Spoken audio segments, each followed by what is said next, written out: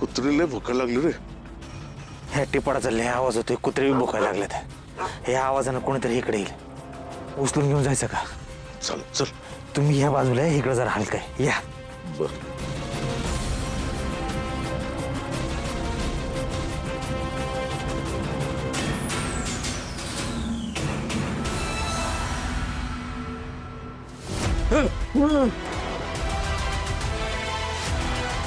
अहो आप्पा इथं का टाकलंय? अरे डोळे उघडून माझ्याकडे बघतीये ती. अहो आप्पा बॉडी कशाला तुमच्याकडे बघल? कवाच मिळली ती, पुरून बी ठेवली होती. अहो नाही आप्पा, तुम्ही काय बोलताय? तुमचं तुम्हाला कळतंय का? भास झाला असेल तुम्हाला. ए बापावर डाफारायचं नाही, सांगून ठेवतो. अहो मी तुमच्या भल्यासाठी बोलतोय आप्पा.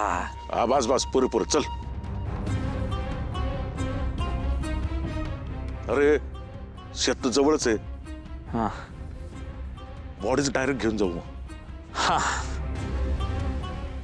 तू इकडे आहे बाबा. हाय आप्पा, घाबरतोय तुम्ही.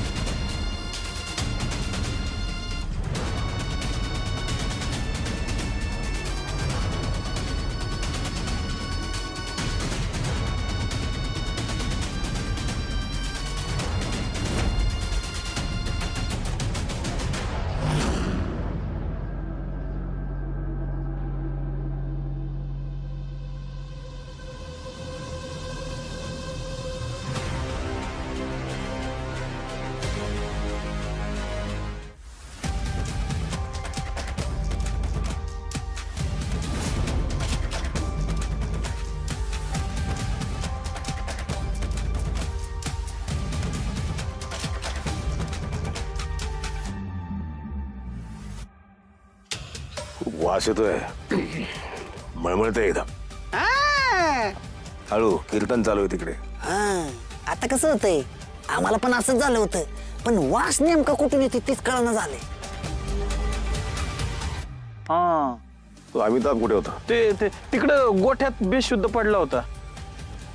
हा आणि तिथंच त्याला कसली तरी बाय दिसली म्हणला. ए अरे कितीदा तेच तेच. ओ साहेब, तुम्ही ह्याच्याकडे नका लक्ष देऊ. कोण बाई? कोणती बाई?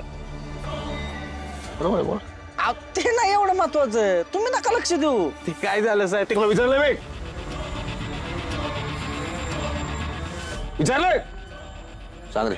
नाही म्हणजे साहेब, आम्ही गेलो तेव्हा तो आधीच तिथे बेशुद्ध होऊन पडला होता आणि त्याला शुद्धीत आणल्यावर मग ते बरळत होता. मला कसली तरी बाय दिसली, एक टक लावून बघत होती, असं काहीतरी बोलत होता तो. मग एवढी महत्वाची माहिती मगाशी का नाही सांगितली? अहो साहेब, नशेत त्याला नाही सुधरत. बाई दिसली, बाई दिसली, बाई दिसली. आता असती तर आम्हाला नसती दिसली का? हळू कीर्तन चालू आहे तिकडे. आवाज ते तर आम्हाला दिसली नसती का? आपण नव्हतीच तर कुठून दिसणार?